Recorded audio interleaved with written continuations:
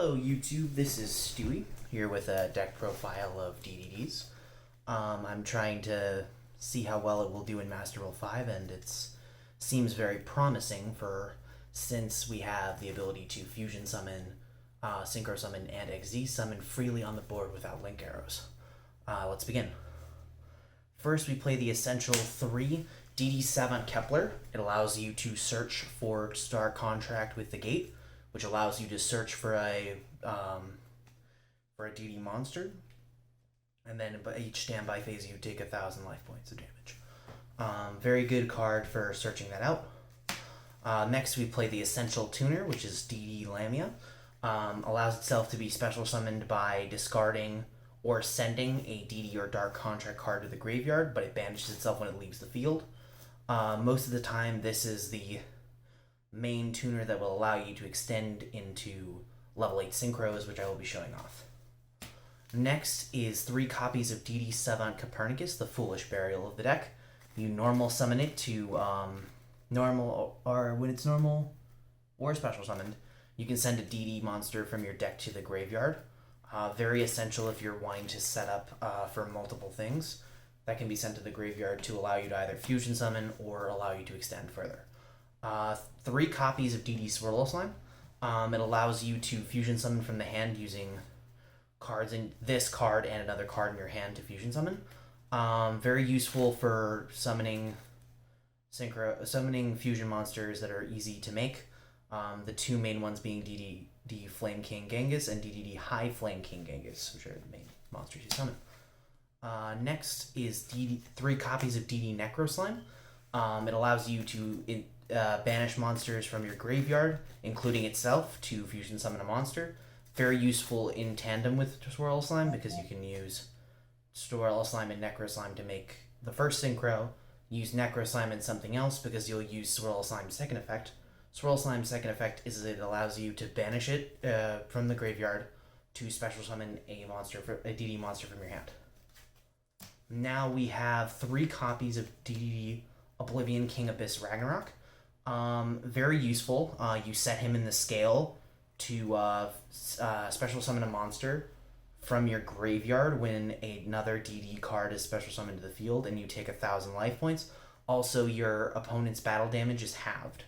And as a regular effect on the field, when it's normal or special summoned, you can target one DDD monster from your graveyard and special summon it. Next, we run 2 DD Vice Typhon. Has a similar effect to DD Necro Slime, but can only be activated when it is sent to the graveyard on that turn.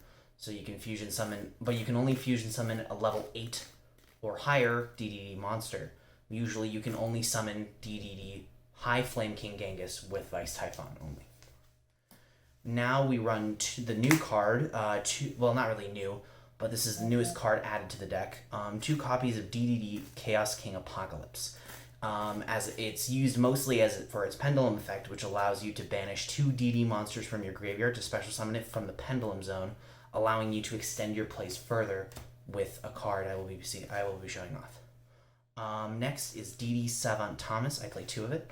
As a Pendulum Scale, it allows you to retrieve a face-up DD monster, Pendulum monster, to your hand, from your extra deck to your hand. And as a field effect, you can destroy a Pendulum Scale to special summon a level 8 DDD monster from your deck, usually Ragnarok, and its effects are negated when it's special summoned. Next, I run 1 copy of DD Ghost. Can be searched out with many of the cards that can search it out. Mainly, you don't want to search it. You will mostly be using it sometimes as a needle fiber target, so you can extend your plays further. When it's banished from the graveyard, you can also return a card that was banished to the graveyard. And that's all the DD monsters for the main deck.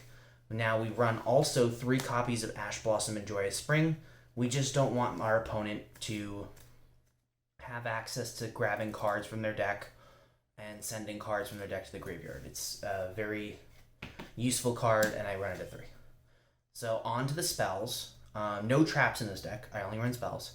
There's 3 copies of Contract with the Gate. As I previously stated, it's allows you to search for a DD monster from your deck to your hand, as well as when on your own each of your standby phases, you take 1,000 life points of damage as it remains on the field. So now we play 3 Allure of Darkness. All of your monsters in the deck are dark, so it allows you to draw 2 cards and banish one of the dark monsters from your hand. Very easy card to run at 3, and it is run at 3. 3 Called by the Grave.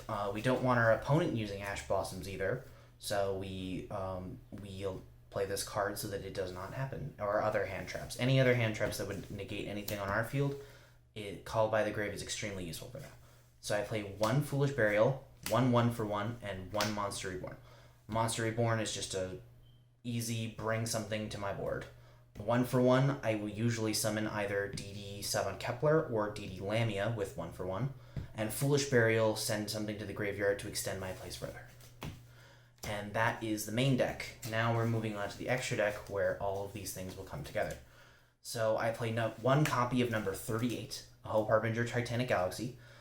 Spell Negation allows you, once the spell is negated, to absorb it.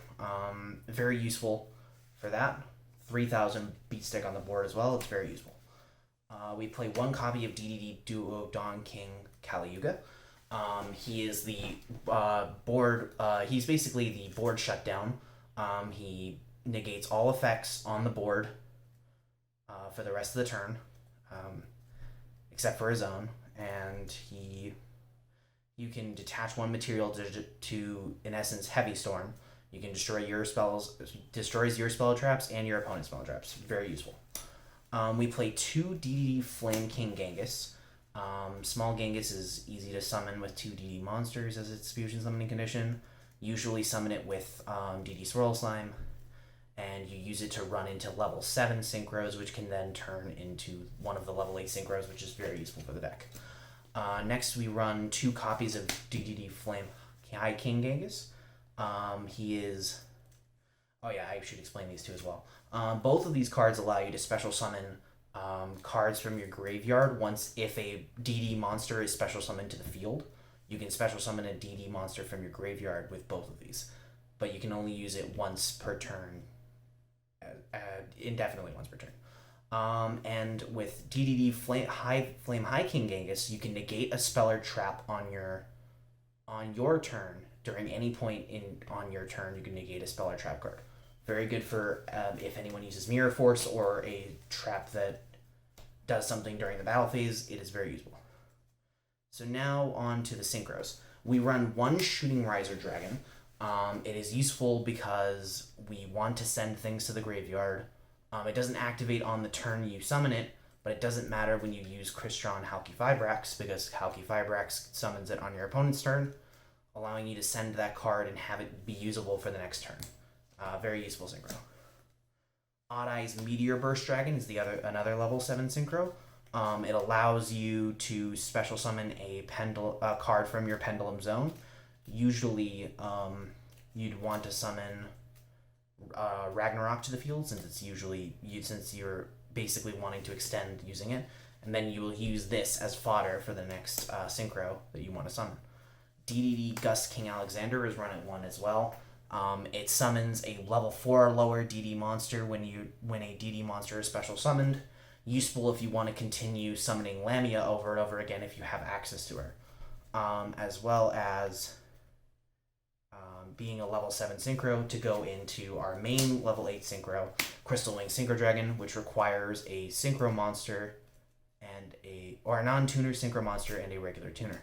Negating a monster effect on the board, extremely useful level 8 synchro. I play this one a lot.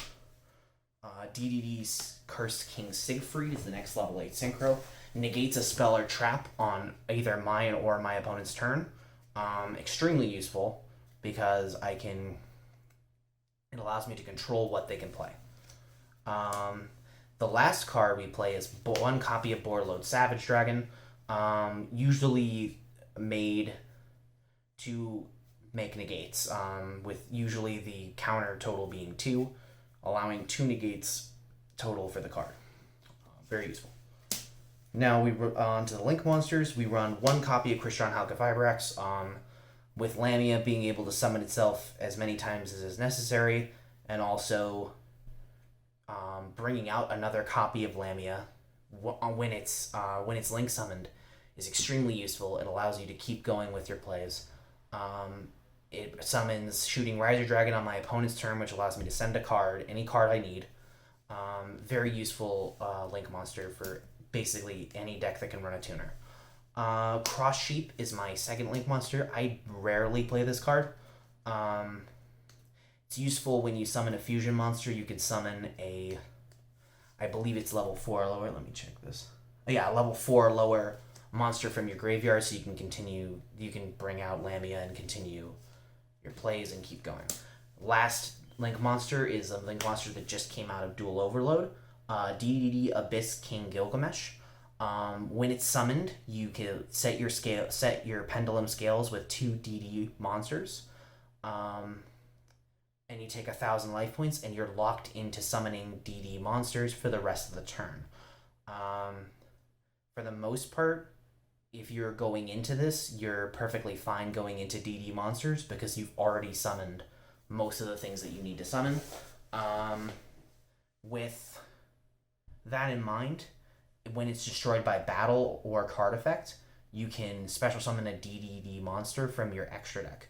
So usually you want to use it in tandem to summon, let's say, another... If you haven't gone into Siegfried, you go into Siegfried. If you haven't gone into your second High King Genghis, you can go into that. Very useful while on the board as well. So that is the deck profile. I would like to thank you for listening to my spiel. If you would leave a like and comment. And if you like the content, please subscribe to the Team Time Writers YouTube channel. Thank you.